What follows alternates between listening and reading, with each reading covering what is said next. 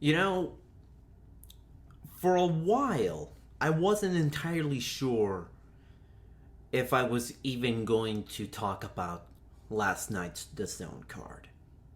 I really didn't know. It's been a very crazy night. And all I can say is I am very, very unhappy. So much so to the point where I'm not even doing my normal, regular. Hello, everybody, and welcome to the Fightful Boxing Podcast. I'm your host, Carlos Toro. No, not even in that mood. For those of you who are listening and are not sure why I'm doing this podcast pre-recorded after the event and not doing a live show as I normally do for these big fights. I'm not sure how much I will get into it, and I'm not sure how long this rant is gonna be, because this will be a very, very ranty start to this podcast. All I can say is, for whatever reason, and I have no idea why.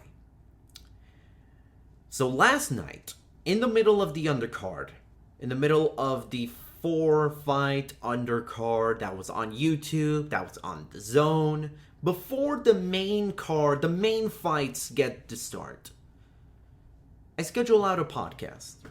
It was supposed to be the live stream for the Canelo versus Kovalev post show, as I promised all the way back in September during the Sean Porter versus Errol Spence Jr. post show.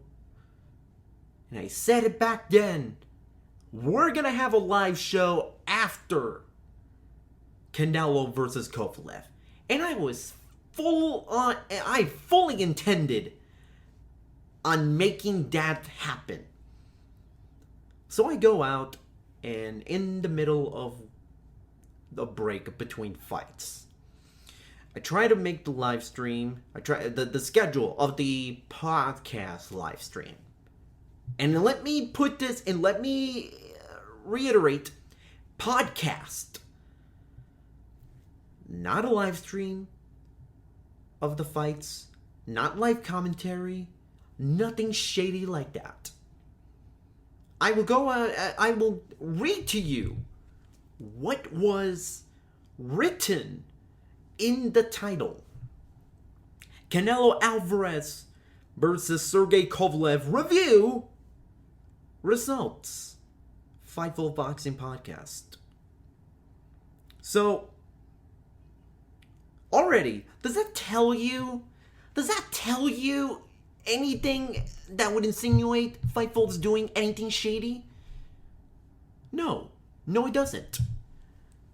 Well, you think maybe the description, maybe it's the description that I may have written something that wasn't, that may have insinuated we were on to doing something, illegal or shady, and someone just wanted to take precautions. No. Here's what I wrote. Here was written on the description for this supposed illegal YouTube stream for a frickin' podcast. Fightful's Carlos Toro breaks down the action between Canelo Alvarez and Sergey Kovalev. Topics include Canelo Alvarez versus Sergey Kovalev. What's next for Canelo and Kovalev? Ryan Garcia versus Romero Tuno. Undercard results. Devin Haney's fight set for KSI versus Logan Paul 2. And do you know what DAZN did just based on that? Do you know what they did? They deep-sixed the podcast. They took down a video that doesn't even exist yet because of a copyright strike. a copyright strike for something that doesn't even exist. Unbelievable, right? They go out of their way, and for some reason, and by the way, I had this scheduled for 1 a.m. because they said, well, the zone said 12:20 Eastern is when Canelo versus Kovalev make their ring walks. And I will get into that in just a second. I will get into that. Into the actual real big elephant in the room. But just letting you know, just remember that time. 12:20 Eastern. Because it will be important later on in the podcast. So they go out and give Fightful a copyright strike for this video that doesn't exist and has no DAZN material. Not at all. The thumbnail that you would see is the Fightful logo. No, Fightful MMA logo. Last I heard, Fightful isn't owned by DAZN. And Sean Ross Sapp, our wonderful managing editor, reiterated that we are not from DAZN. We are not being paid or sponsored by DAZN. So we don't have anything that we don't have any copyright material or any ability to show any copyright material except when Bellator gives us highlights to put on YouTube because they want to get the word out. They want people to see what happened at Bellator shows. And you know what happens every time we do that? When we are given permission from the company itself, DAZN takes it down. Baffling. Am I right? And what's worse, there was another YouTube channel, and I don't even know who it is, but it was someone who told Sean the exact same thing happened to him. And it's amazing. It's, I thought to myself, God, I'm going to go on, on a massive tirade as soon as this main event ends.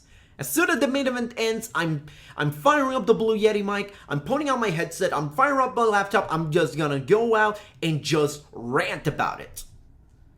But then I thought to myself, no. I'm gonna get a good night's sleep, I'm gonna wake up in the morning, cooler heads will prevail. Boy, was I wrong! I could not have been more wrong. Because, my God, I'm still pretty pissed about it. For those listening that are thinking that work with DAZN, can you explain to me what the hell did we do wrong? Because unless you guys literally own Canelo Alvarez, you own the person Canelo Alvarez, unless you literally own him, how can you even justify going to YouTube and going to Fightful and giving us a copyright strike? How? You can go to Sean Ross Sapp's Twitter, at Sean Ross Sapp, and you can see the list, the chat he had with Google support, and one of the it's like one of the most baffling and dumbest, chats I have ever read in a very, very long time. Not because of Sean, but because of what Google was trying to tell us. And he also got a tweet from DAZN USA Help. And we got this garbage response. And I thought to myself, you know what? Fine. Maybe, at the end of the day, I thought to myself, maybe we're going to have a great fight. And maybe I'm just going to forget about it. Or maybe I won't be as mad about it. Maybe the sport itself would have saved me from trying to rant for what has now been 10 minutes and 15 seconds about this. No. Because they have somehow managed to pull off something even stupider than what I just spent 10 minutes ranting about. Even stupider. So for those of you who have no idea what I am talking about, no idea of why I'm so mad about this, not just of the copyright strike, but also of the DAZN's absolute boneheaded decisions that they have made in the past week or 2 weeks ago. So obviously the main event was going to be Canelo Alvarez versus Sergey Kovalev. A fight a lot of people were really excited for. A fight that was going to headline what Golden Boy Promotions kept saying was going to headline a stacked card.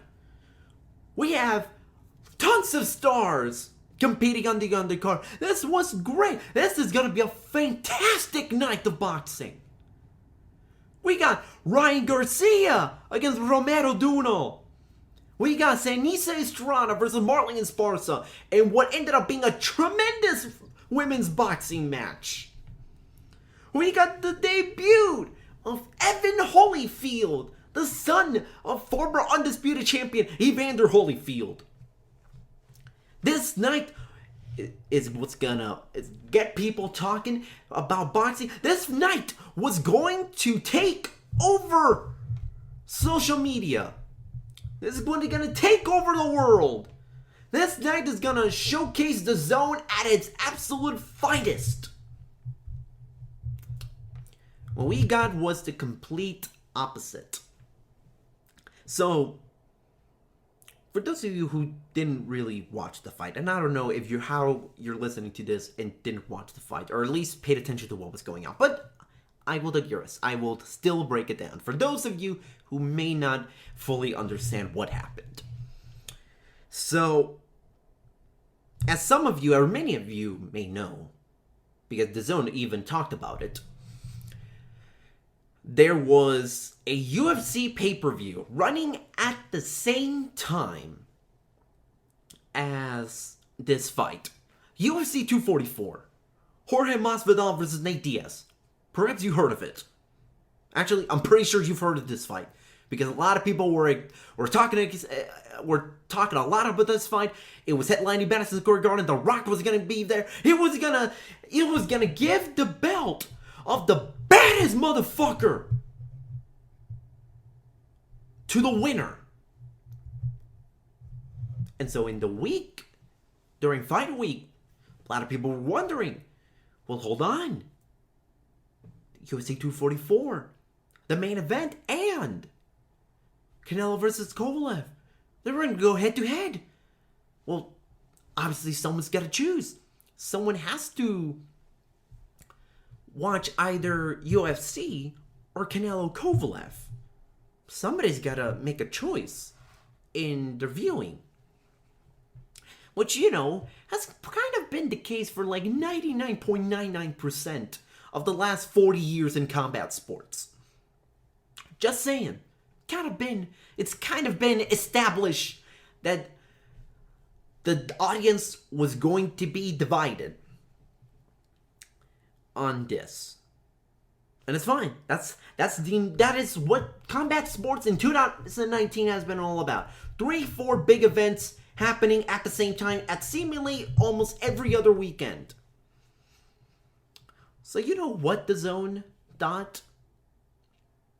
You know what the DAZN thought was a brilliant decision on their part. A brilliant decision on their part.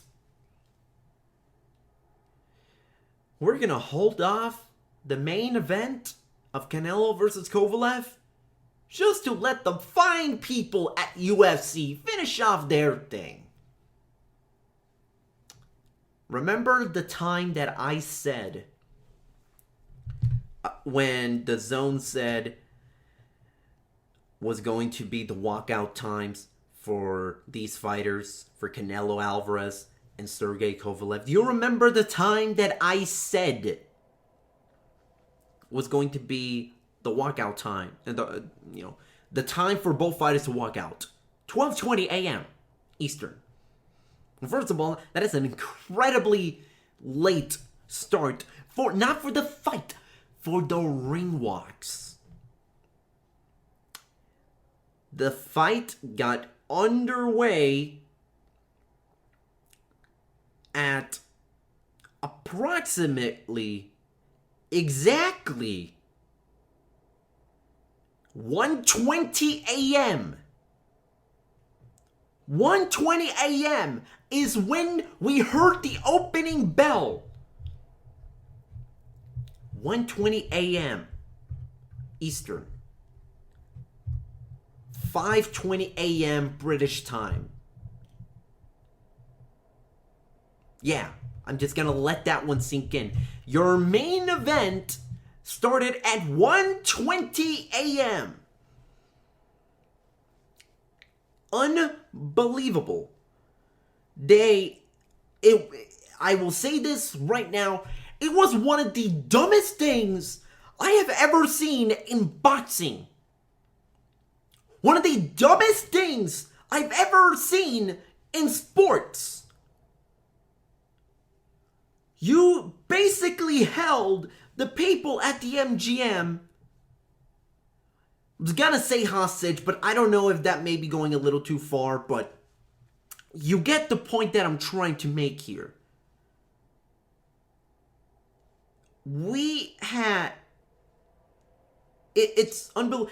Basically, the DAZN bowed down to UFC and ESPN. After for so long, the sport has always acted as if they are above MMA, as if they are much better than UFC, as if they are more humane than UFC. Oh my God, look at these UFC people. They are just killing each other. These are animals. Barbaric. We are above this. But then you come around and you do something like this and you essentially tell UFC, yeah, no, sure, we'll hold off our event. Yours is way more important. Don't worry about it. It's all good. It's all good. I'm just saying this right now. The DAZN were absolute bitches last night. I don't care if I'm burning bridges right here and now. I don't care if the DAZN, fucking takes me out or anything. I don't care. This needs to be said. The DAZN basically told you, the consumer, the fan, the attendee at the MGM Grand Garden Arena in Las Vegas, you don't matter. Because we recognize we are not the priority. We are not the number one thing going on right now. And we don't care about it. And we are perfectly fine being number two. In the middle of this 90-minute wait between the co-main event and the main event, we were treated to a seemingly never-ending number of interviews of people who shouldn't be interviewed about boxing to begin with. They interviewed so many people, from athletes like Meta World Peace. They interviewed Meta World Peace to fill the time. Unbelievable. They interviewed former basketball player, Malice at the Palace participant Ron Artest, or at least the man formerly known as Ron Artest, now known Meta World Peace. They interviewed him. They interviewed Keith Idec of BoxingScene.com, and God bless Keith Idec, because they finally gave him a working mic this time around. They finally gave him a good mic, because the last time Keith Idec was being interviewed on DAZN, his mic sucked. His mic did not work. Amazing, right? But now, and it's incredible, and like they interviewed everyone. And you want to know? And by the way, I'm not making this up. You can go to my Twitter at CarlosToro360. Go to the media tab. Scroll down, just a couple of tweets. You can see Canelo Alvarez and Sergey Kovalev lounging on about in couches when they should be getting ready, when they should be warming up for one of the biggest fights of their respective careers.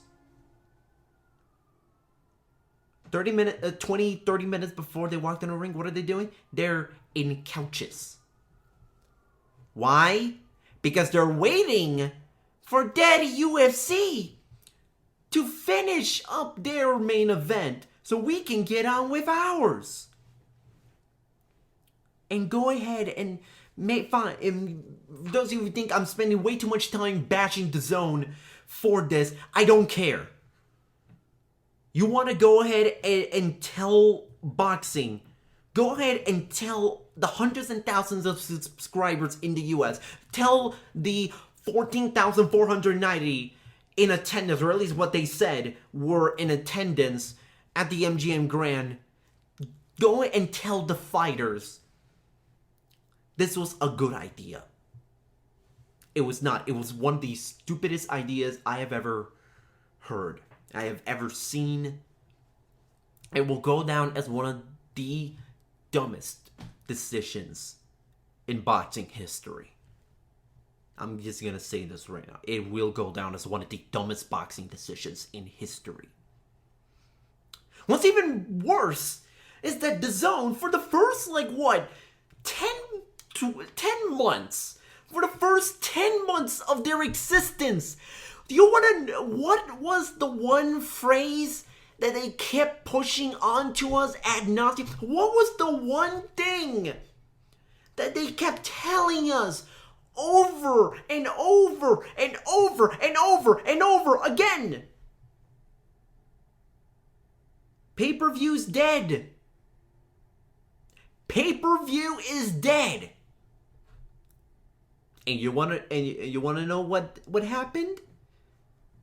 13, 14 months after DAZN first launch, they bowed down and surrendered to a pay-per-view. And let a pay-per-view dictate how they should operate. What's even worse, it wasn't even a boxing pay-per-view. It was an MMA pay-per-view.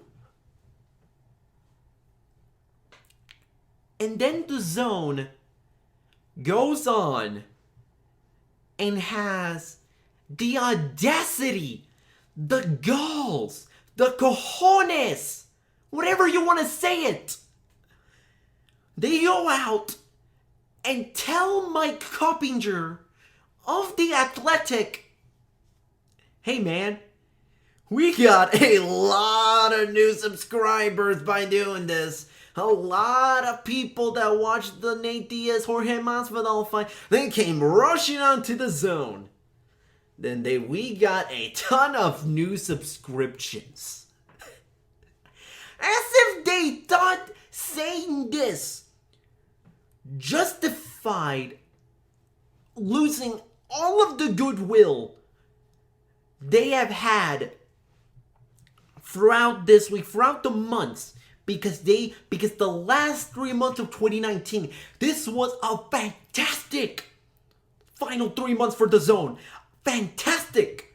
We got to see Alexander Usyk's long-anticipated heavyweight debut. We got to see Regis Prograis versus Josh Taylor, one of the best fights of 2019. We got to see Canelo Alvarez versus Sergey Kovalev. We're gonna get to see Naoya Inoue versus Nonito Donaire on November the 7th. We're going to see Anthony Joshua versus Andy Ruiz Jr. That's not even counting some of the good Bellator fights that are going on, or some of the smaller DAZN shows that are actually pretty good. Such as Rene Alvarado versus Andrew Cancios. And I got the order wrong, but I don't care. Andrew Cancios versus Rene Alvarado 2. Which I think is going to be a pretty good fight. I think it's going to be a pretty damn good fight. And they even got the Golden Boy Thursday night fights finally on DAZN after months of terrible marketing when they kept putting on the DAZN logo and the DAZN name onto these shows. But they're never on DAZN. They're on Facebook. And they finally put them on DAZN. These final 3 months were what was gonna sell so many people on the streaming service and really jumpstart what surely was gonna be a tremendous 2020 for the streaming platform. All of that goodwill was lost. I have never seen boxing Twitter be so united for one thing, or on one opinion, and that is the 19-minute, 100-minute wait between the co-main event and the main event. Not to mention all of the goodwill it was already losing heading into this week, when there was what a lot of conspiracy theorists were saying was a Twitter campaign about talking about how great the DAZN deal is for $100 weekend. Ruiz Joshua 2, Canelo Kovalev, Bro Grace Taylor, and Deontay Wilder versus Luis Ortiz. It's $75 for that fight alone. And I believe it was, Raging Bay Michel Rosado on Twitter who first started writing, who first tweeted that. And I've interacted with Michel Rosado a couple of times. I can't say we're friends, and we've never met in person, but I know she is. But I know she's genuine. She's not fake at all. And she has her own opinions. If she thinks the DAZN value is so much better than the value of one PBC on Fox pay-per-view, that's her opinion. But then a lot of people started copy-pasting that tweet, and then the conspiracy theorists are out saying, this is inaccurate. They are trying to take down PBC. And I thought to myself, well, first of all, companies do that all the time, where they talk about how great their product is through viral marketing or whatever. And I don't think this was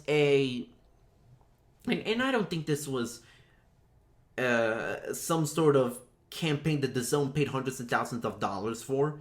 I just think that it was one tweet that a lot of people started copy-pasting, and then it just caught on fire. I even joked about it. When I had my own I got paid by DAZN tweet to talk about how bad Deontay Wilder versus Luis Ortiz 2's price is.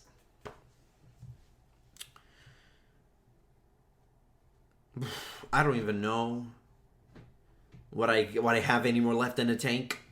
We're right now going on almost 30 minutes just on this topic alone. But DAZN has lost so much goodwill. They had the audacity to even justify this being a good business decision, because you know what? All the subscriptions, or a lot of those subscriptions that you gained throughout the night, you're gonna lose a lot of them because they only wanted to see Canelo Alvarez, and that's it. They're not signing on for a full year. They're signing on for a month. Maybe sometimes for a year. Maybe some people decide to go for the full year. I wouldn't be surprised if there is a lot of people unsubscribing from DAZN. And you know what? DAZN has no one to blame but themselves. And if 20 years down the line, DAZN doesn't fail, and I'm not wishing DAZN to fail. I am not. I'm just saying a hypothetical. If DAZN were to fail, and someone were to write a book about it, this night, November 2nd, 2019, is what planted the seed for DAZN's demise. If this ends up being a disaster. Because here's the thing. Another thing that a lot of people don't realize. UFC basically controlled DAZN's schedule for last night. Dana White, and he hates Oscar De La Hoya. He hates him with a burning passion. Dana White could have easily said, hey Nate, hey Jorge, let's hold off on the fight for another 10-15 minutes just to screw with Oscar, just to screw with Canelo, just to screw with DAZN, just to screw with boxing in general, just a little bit more. Just to show them who's boss. Because 90 minutes, I mean, what's 90 minutes? What about another 10 more minutes? And DAZN happily obliged. They even were showing the fight to the people at the... They were showing the UFC pay-per-view at the MGM while the people waited. They were showing the pay-per-view. As if it wasn't enough for saying, the UFC at ESPN basically owns us tonight. We're gonna give you their product. We're gonna advertise UFC by showing them Nate Diaz versus Jorge Masvidal. And you think, well, gee, that's nice of them because maybe some people at the MGM were, wanted to see that fight, but they decided to go to Vegas instead. No! That's dumb. That's stupid. Because DAZN is its own entity. DAZN can't just go out and say, hey, we can't do, we don't want to do the, we're not gonna wait for you guys. We're gonna do our own thing. And speaking of Rene Alvarado versus Andrew Cancio, that fight's on November 23rd. You want to know what's also on November 23rd? Deontay Wilder versus Luis Ortiz 2. Are you telling me that you're going to run head-to-head with them and not wait on that pay-per-view? Because if you don't, how the hell are you justifying holding off on this pay-per-view, holding off on the main event for last night for an MMA pay-per-view, but you're not willing to do so for a boxing pay-per-view? This pay-per-view is dead. Give me a fucking break. Pay-per-view is not dead. Pay-per-view has long been called dead. And sure, a lot of people don't want to pay $75. A lot of people don't want to pay $75, $70, $80 for a pay-per-view. And I get that. I don't mind that. I totally understand that at all. And I apologize if my mic has showing some static because I'm just so mad. I'm so mad.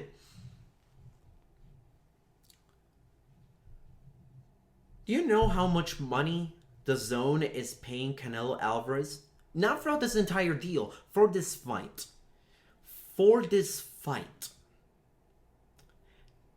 Not $2 million, not $4 million, not $5 million, not $10 million, $35 million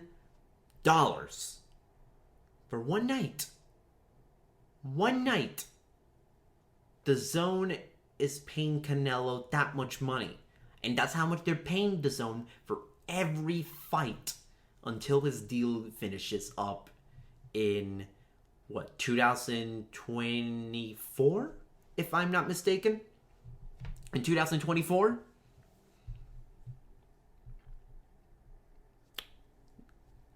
Do you know how much money UFC is paying out their fighters for UFC 244 combined? Not 35 million, I can tell you that much. So UFC is more than happy with letting their $35 million investment. My mistake, not $35 million. $35 million for the night. Their $350 million investment. Just lounge around in a couch while you have a UFC pay-per-view where the fighters, or all the fighters' purses combined, aren't even 1/5 of what Canelo was making for the night. Not even a fifth. And they hold more priority over DAZN.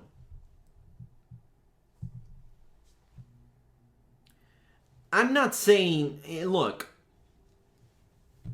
I may have been ranting for almost 37 minutes now because of the... you may think that because of this rant that I hate DAZN, that I wish DAZN would die, I hope everyone in DAZN fails, I hope they all lose out of death. No. None of that of the sort. I still believe that there is a ton of fantastic fights on DAZN, that there is a ton of value in getting a DAZN subscription. I am not this rah-rah Team PBC, rah-rah Team Showtime, rah-rah Team Top Rank, rah-rah Team Golden Boy, rah-rah Team Matchroom, rah-rah Team anyone. No. I try to support the sport, not a network, not a promotional company, the sport, to the best of my abilities. And I will criticize when I feel something needs to be criticized. Sure, there might be some things that DAZN did right. First of all, some of the card itself was not bad. And I will get into the card in a second. But you go out and you pull this stupid stunt, and then you go and say, well, UFC is a bigger deal. And we're gonna wait until the main event ends on that card. Fine. You want to do that? Fine, go ahead. Make millions of people, hundreds of thousands, maybe millions of people angry. But then you actually go 90 minutes and you don't show anything? You don't show anything inside the ring. You basically have people sitting on their hands for 90 minutes. You don't have a swing bout. You don't have, you don't show the replays of anything. You don't say anything special. You don't do anything to at least make it seem like you're trying. We got so many interviews that no one gave a damn about. No one cared about the interview. Just show us something. They didn't. And then you go out and say, well, we got so many new subscriptions. I'm just telling you this right now. DAZN doesn't really care about... DAZN doesn't really care about the sport itself. At least they showed like they didn't care. Because when they told Mike Carpenter, we got a ton of new subscriptions. From a business standpoint, sure, you can go out and say it was a good idea. But the execution of this could not have been any worse. Let's be honest. DAZN has your money. That is all they care. Really. DAZN needs subscriptions. They need money. They need to turn a profit. That's why they did this. That's why they held off on showing the main event for 90 minutes. That's why people went to bed around 2 a.m. after the fight. But gosh, Dan, how could you possibly defend DAZN and how they did this? This was indefensible. This will go down as one of the dumbest decisions and one of the most poorly executed business moves in boxing history. It doesn't matter. The ends do not justify the means. They don't. But hey, DAZN has your money. DAZN has my money. Why do they care if they show their main event at 12:20 a.m. Eastern or at 1:30 a.m. Eastern, whatever time? Dana doesn't care about boxing, or Dana doesn't care about the DAZN people itself. He could have just simply told Nate Diaz and Jorge Masvidal, don't fight for another 10 minutes. And DAZN would have happily accepted it. DAZN, as I mentioned a number already, multiple times, they have your money. That's all they really care about. Because at the end of the night, they're a business. They're paying Eddie Hearn $1 billion for the next 8 years to turn a product that makes money. They're paying Canelo Alvarez $350 million for 10 fights because they think that investment is going to ultimately turn into a profit. DAZN is not in the business of giving us the best fights. They are in the business of making fun and money through boxing in the United States. If they got your money and they think they saw a spike in subscriptions because of this decision, they will do that again. They will do so with no problems because they think it's a good business decision. Because if they really wanted to just give us the boxing, if they really were just in it for the sanctity of the sport itself, we wouldn't have waited 90 minutes for this main event. That's all I gotta say. So now moving on to this actual fight, to the actual fight portion of this podcast. Alright. So Canelo Alvarez beat Sergey Kovalev by knockout late in the 11th round to capture the WBL light heavyweight title. After the long wait. So Canelo starts off very, very slow. Just cannot get in range of Canelo Alvarez. And he's doing well. And Canelo Alvarez, the very few times that he had in landing punches in the first few rounds on Kovalev, they were pretty solid punches. They did pretty well. Kovalev, his game plan was just jab, jab, jab, jab, jab, jab, jab. Just that. Just use the jab and win the fight on the scorecards and not allow Canelo to do anything about it. And for a while, it worked. It really did work. Kovalev was stepping back. He was throwing the jab. It was a pretty good game plan for the most part. He won a lot of... He was ahead on a lot of people's scorecards. He was ahead on my scorecard because early on, that jab was really, it wasn't really hurting Canelo Alvarez. It really was not. But what it was doing, it was keeping Canelo Alvarez away from the body. And as much as Kovalev wants to deny that he reacts poorly to getting hit to the body, as much as he wants to deny it, that, the fact of the matter is, Kovalev does actually not react well to getting hit in the body. And Canelo knew that.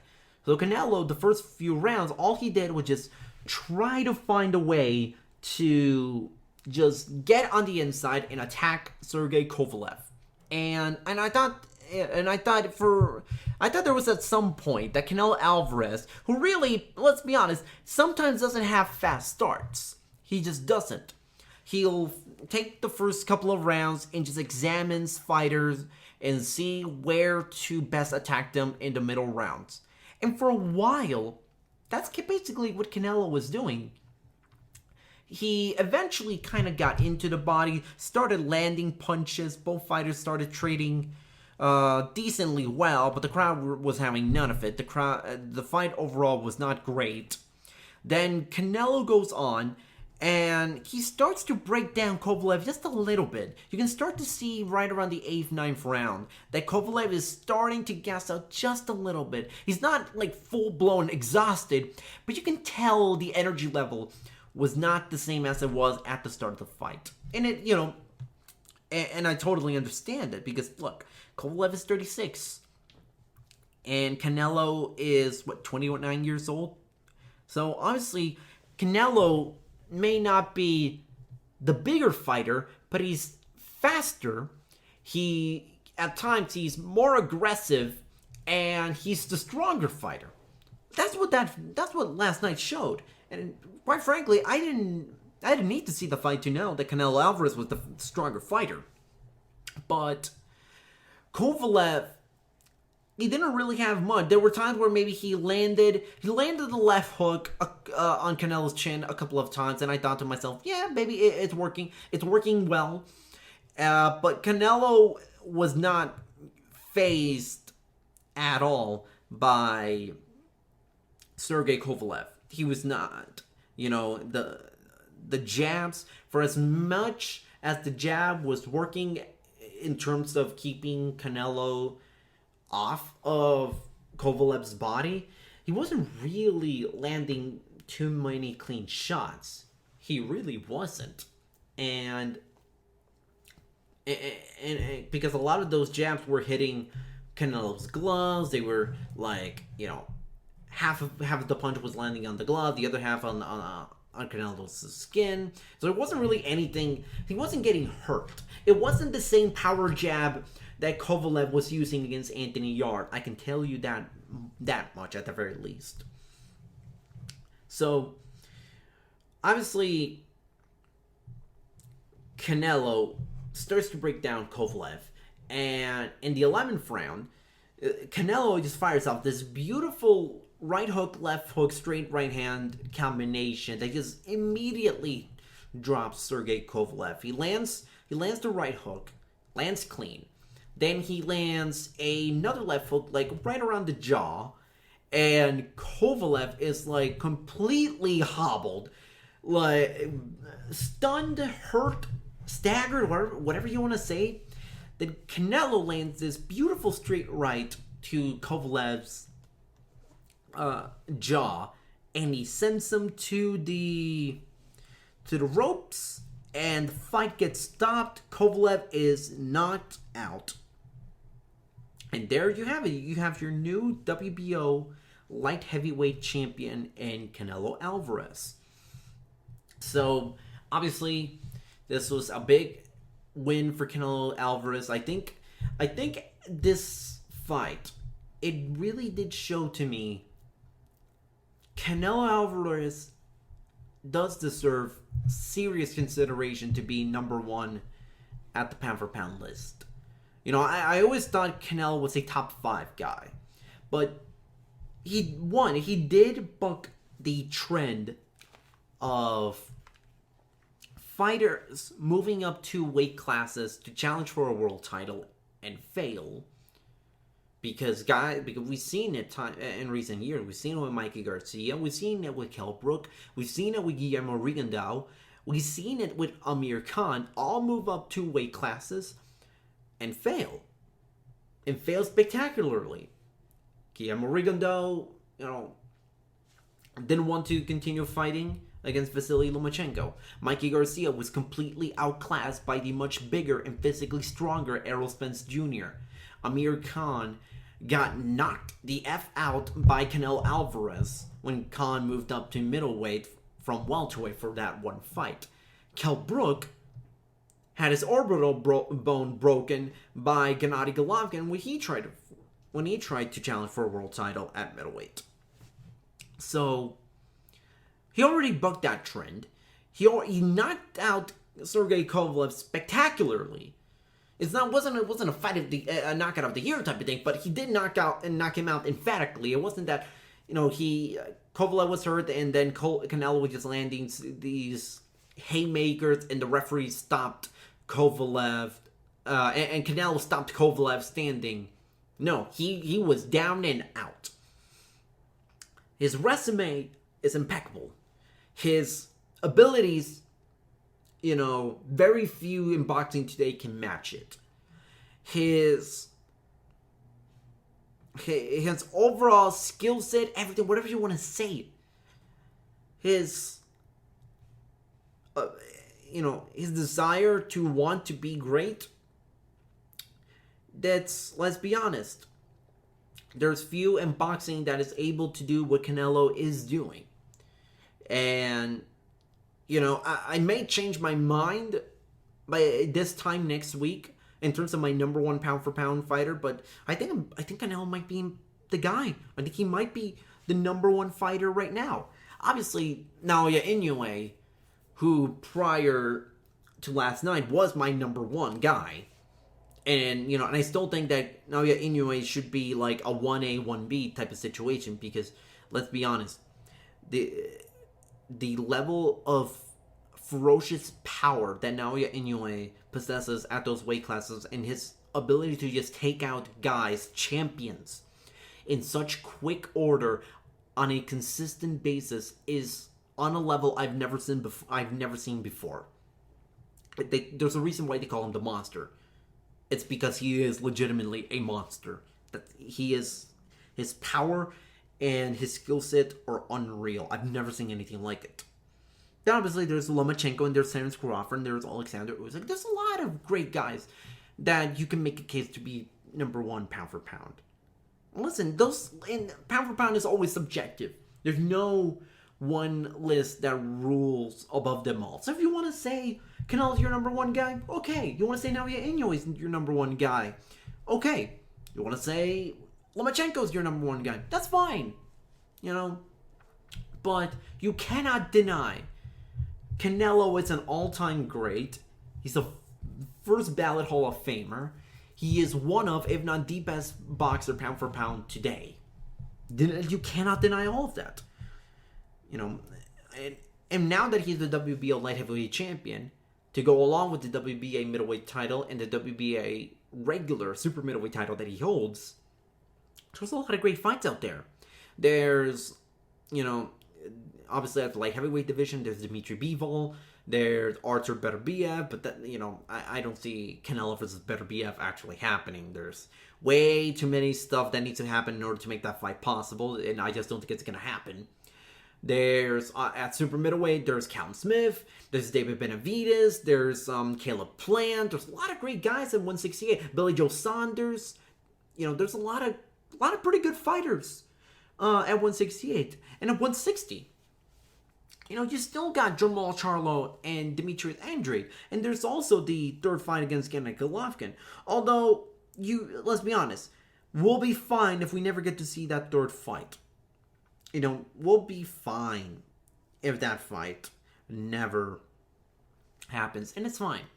But Canelo Alvarez is gonna have to fight one of these dudes next. He's got time. Cinco de Mayo's not for another 5 months, and I'm pretty sure DAZN will push Canelo Alvarez to fight on Cinco de Mayo weekend 2020. Against who? That really remains to be seen, but I wouldn't be surprised if they go out and try to make an in-house fight just to get, not an easy fight, but make a fight that's easy to make possible. It could be against Andre, but my concern is whether or not Canelo Alvarez can actually drop 15 pounds to fight at middleweight. And I'm gonna be honest with you, I don't know. I don't think he's gonna go that route. Mikey Garcia was faced with a similar type of situation where he lost to Errol Spence, but he spent so much time bulking up and building his physique to be a welterweight that he can't just simply tone down his body and go to lightweight immediately. He can't. It's not that he doesn't want to, because I'm sure if he could, he probably would be at lightweight still. But the fact of the matter is, Mikey Garcia can't go to lightweight next. Or at least can't go to lightweight for a very long time. And it's possible we may just see something similar with Canelo Alvarez, where 15 pounds from one fight to the next might be a little too much for Canelo to lose, so he might just go to 168 and face a guy like Billy Joe Saunders.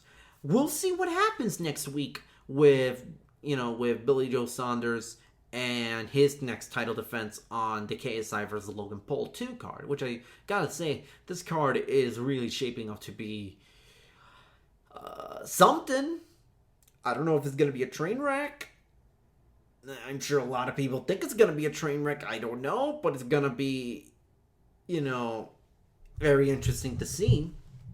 So, Kovalev, I don't know what's next. Maybe they can build Kovalev up with a couple of wins and have him fight Artur Beterbiev or even Alexander Vostek. I think that those are two pretty good fights for Kovalev, but I think at this point in time, I think Kovalev is starting to show, he's not gonna be able to hang tough against some of these younger fighters.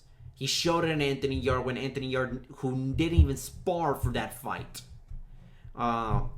nearly stopped him. Canelo Alvarez knocked him out. It's now 3 fights in which Kovalev has been stopped in the last 2.5 years. So I don't know I don't think Kovalev is gonna retire, but I think Kovalev will certainly need a couple of fights to get back on that saddle, to get back up on that horse and fight for a world title. And really, the only fights that can be made for Kovalev in house for Top Rank is Beterbiev and Vostek. But I'm sure Kovalev would prefer Beterbiev because those are 2 world titles. Maybe you can make the fight against Dimitri Bivol possible. We've been waiting on that fight for a long time, so I don't know if that fight can be made, but I am certainly really, really excited for that fight. For whatever big fight Kovalev has next. Because he's still a quality light heavyweight. He's just not the crusher Kovalev that we spent years and years watching. But if this year has shown anything, is that Kovalev is no longer the crusher. He is a smarter fighter that utilizes his jab a lot more and is being trained by Buddy McGirt, who has done an unbelievable job with Kovalev inside the ring. Just unbelievable job. Buddy McGirt has essentially revitalized Kovalev's career after the 2 losses to Andre Ward. Just a fantastic job he's done. After the 2 losses to Andre Ward and the first loss to Estrada Alvarez. Forgot about that fight. So move on to the undercard results. Ryan Garcia versus Romero Duno. He knocks him out in the first round. This was, I gotta say, I'm very surprised to see this fight end the way it did. But you know what? Ryan Garcia, man, I've said it in the past. I'll say it again. I never thought for a long time, I did not think Ryan Garcia was anything special. I thought he was being overly hyped by Golden Boy Promotions. But when he started linking up with Eddie Reynoso, and we started bringing in Canelo Alvarez as his mentor / big brother, Ryan Garcia has matured tremendously inside the ring, and he has grown significantly as a fighter, and I saw that in that first fight against Braulio Rodriguez. I saw that, and I thought to myself, I can kind of see where the hype is coming from. I can kind of see. I don't fully see it yet. I kind of see it.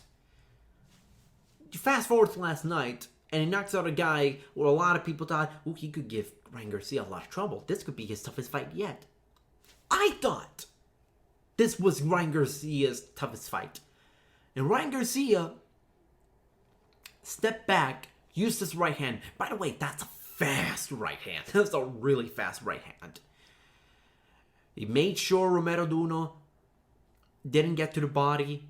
It was kind of like a Shakur Stevenson type of situation where Shakur didn't want to let Joet Gonzalez get to the body, so he just used his length and speed and footwork, stepping back and just having no problem outboxing Joet Gonzalez that way. But the difference here is Ryan Garcia is emphatically knocked out Romero Duno. I find a lot of people saying, prior to this, Ryan Garcia's ducking Romero Duno. He's afraid of Romero Duno. And he goes out and he knocks him out in 2 minutes. Unbelievable. It's unbelievable. The sky is the limit for Ryan Garcia. I'm fully on board Ryan Garcia. Guy's got superstar potential. The guy has a lot of growing to do, but with Eddie Reynoso and with Canelo Alvarez, he's going to grow to be a even better fighter than what we saw last night. Even better fighter. And that's what I'm excited about. The sport needs its superstars, and Ryan Garcia is a potential superstar in the making. Do I think he's going to get a world title shot next year? No, because that lightweight division is crowded. And even Ryan Garcia will tell you, I'm not ready for Devin Haney. And I don't think he's ready for Devin Haney. I think Devin Haney would beat Ryan Garcia. And kudos to Ryan Garcia for his growth as a fighter inside the ring. We can talk about the outside the ring issues. That's another time, but that's really none of my business. What's going on in Ryan's private life, because I don't want to discuss that, because that's Ryan's business and Ryan's business alone. But as a fighter, I'm pretty damn impressed with what he has shown in the last 12 months. Really, really damn impressed. And what may be the best fight of the night, Sinisa Estrada versus Marlen Esparza for the interim WBA female flyweight title.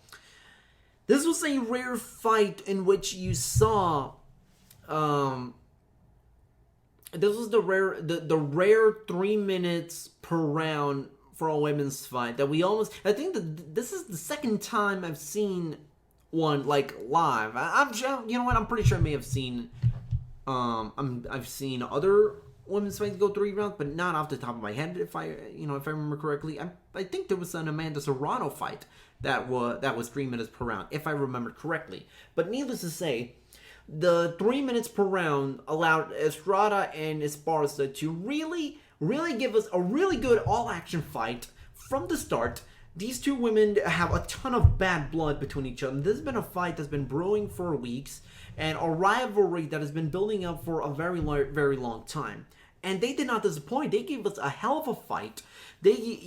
Estrada was landed left hook real good from the opening. Esparza for long periods of the fight was hanging in there toe to toe with Estrada, but there's a couple of rounds into the fight, there was, I believe, an accidental headbutt, and then Esparza's forehead just splits open, just this horrible gash, like one of the worst cuts I've seen this year, this side of Badu Jack, and blood just starts pouring out, and it's really, really bad, and it's amazing how Esparza was allowed to continue fighting, but kudos to Esparza because she is a damn warrior for being able to fight for that. It was simply something to behold. So after the 9th round ended, Esparza was approached by Robert Byrd, and Robert Byrd asked Esparza, "Can you see?" And I could have sworn, I swear, I heard Esparza say no in response to "I can't" to the question, "Can you see?" And the fight gets stopped. There was a lot of confusion as to whether or not the fight was going to go to the scorecards on a technical decision, or it was going to go on or it was going to be a TKO win for Sinisa Estrada. Even though it was, I'm pretty sure a lot of people would say, that it wasn't because of the cut was not because of a punch. It was by accidental elbow or headbutt. Either way, it was an accidental. It was accidental contact that caused this horrible cut. And if you're squeamish, I recommend not going out of your way to check out the cut because it is that bad. So there was a lot of confusion, at least from the DAZN team, but a lot of people kind of already understood that it was because of an accidental headbutt. So I don't know why it took them so long to even decide. But nonetheless, they go to a technical decision. Sinisa Estrada wins 90-81, 89-82, 88-83. This is a really good fight. The scores did not give this fight justice. If you're a fan of women's boxing and you haven't seen this fight yet, I recommend go out and watch it. I don't know if you want to call this the best women's fight of the year, because I don't think it is. But you know what? This is still really fun, and I would not mind if they run this back, because after the fight, Sinisa Estrada and Marlen Esparza, they showed the bad blood between the two of them. It's not over. So, if you want to put this fight as the main event of a DAZN card, of a Golden Boy card, I don't think anyone will really complain, because these two women gave us a lot of good action, and I think a lot of people, as I predicted, I thought this fight was going to be great, and it ended up being great. And, if they run it back, I don't think anyone would or should complain about it. Blair Cobbs versus Carlos Ortiz for the NABF welterweight title. Blair Cobbs, the charismatic pro wrestling loving boxer. Obviously, he is one of the funnest welterweights to watch today. But Blair Cobbs had a lot of trouble early on. He got dropped by Carlos Ortiz in the very first round. And Blair Cobbs, he was so out of it when he got knocked out that when the round ended, he was walking to the wrong corner. So obviously there was already some concern there. Some people thought Blair Cobbs might get stopped. The hype train might get derailed. But no, Blair Cobbs, he kept fighting, eventually broke down Carlos Ortiz, and then landed this beautiful combination of punches and just finished off Carlos Ortiz in the 6th round. And Blair Cobbs retains the NABF title. So, obviously, I have a ton of respect, and I'm a big supporter of Blair Cobbs. But this fight once again showed me Blair Cobbs is going to be in some real damn good fights. He's going to be in some really fun fights, no matter who it is.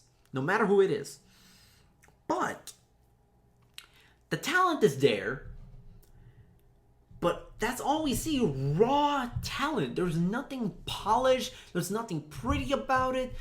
Blair Cobbs is a prospect through and through, because I don't see... There's a lot about Blair Cobbs to love. He's exciting. He can knock people out. He can stop people. But he leaves himself way too open for a lot of people's liking. And I know some people might think he's a little over the top with his antics. I don't. I personally love Blair Cobbs. I think he's tremendous. And I said this on the podcast on Friday, I'll say it again. Blair Cobbs is my opinion one of my 10 favorite welterweights to watch. Not 10 favorite welterweight prospects to watch. 10 favorite welterweights. Period. But there's a lot of growing to do for Blair Cobbs, and it's gonna be some great fights. But at times it almost feels like Blair Cobbs fights down to his competition, and that's not gonna fly later on in his career. But for now, he can get away with this kind of stuff. But he's done pretty well, and Blair Cobbs, he's gonna be a star. Whether or not he's gonna win a world title is completely different, but he's gonna be a star. I mean, this guy is too charismatic and engaged in too many fun fights for him to not be a star.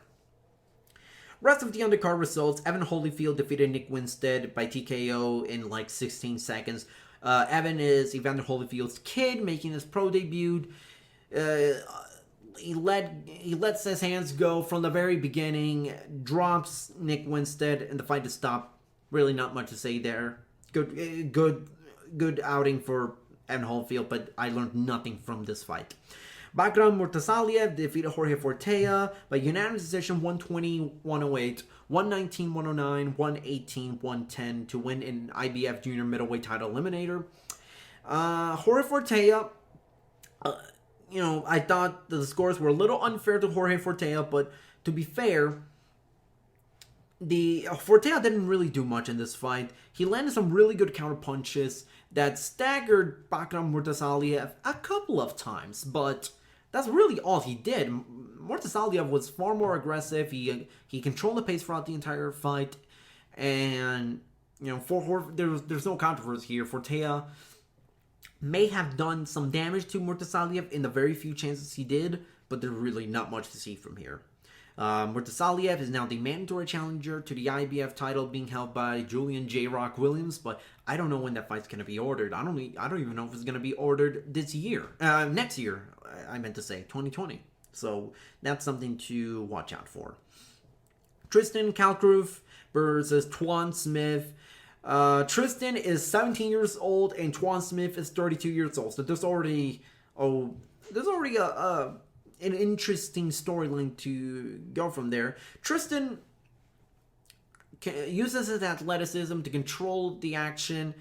There was one moment in the fight where Twan Smith landed this really good right hook to the chin of Tristan right around the end of the third round. But Tristan, he ate that like a man, and he dominated the rest of the fight. Not much to say there. He's a young prospect who's still really growing into his body. He's 17 years old. We're not really gonna get to see what he's really made of until maybe 5 years from now, because he's only 17. He's still he's a teenager, for God's sake. So there's still a lot to be said about Tristan Kalkroof. Maidim Nursultanov defeated Christian Olivas 190 all across the board to win the WBC US NBC middleweight title. A lot of people see Nursultanov and they think, middleweight, he's from Kazakhstan. Is he like Triple G? He's not. Doesn't have the same killer power, doesn't have, the tenacity that Golovkin has. He does make that up for his ability to control the action and control the rhythm of the fight and establish his game plan early. And, he wasn't really going to stop Christian Olivas because Olivas is a very tough fighter. And he's faced competition similar to Nursultanov. He's fought guys like Bilal Akaway, and he's been able to go the distance. He's lost now 6 times, but he's never been stopped. So I did not think that this fight was gonna end inside the distance. I thought that we were gonna go to the scorecards and Nursultanov was gonna dominate. So not much to say from there. Bektemir Melikusiev defeated Clay Collard by TKO round 4. Dominated the fight, but not much to say there. So this was overall not a bad show. It wasn't. Okay, so let's take out the controversy surrounding the main event and the long wait that we had. Let's just remove that for a quick second. This was not a bad show. It really was not. But there's nothing spectacular.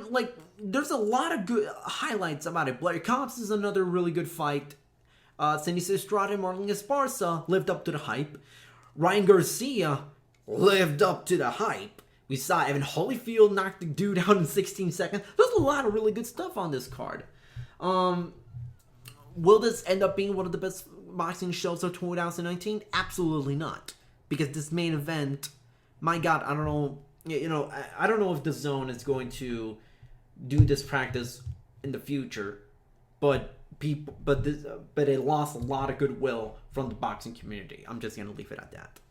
So that about wraps it up for this edition of the Fightful Boxing Podcast. You can follow me on Twitter at Toro360. If you're listening on YouTube, leave us a review. We really do appreciate that. Your feedback, it helps us a lot tremendously with our visibility. Head on over to Fightful Select, our Patreon, helps support the site. We tons of exclusive news, especially from the pro wrestling side. Sean Rossap does a tremendous job. Our managing editor, one of the best in the business of pro wrestling journalism. Head on over to Fightful.com for all the latest news in boxing, MMA, and pro wrestling. From the Fightful Boxing Podcast, I'm Carlos Toro, signing out.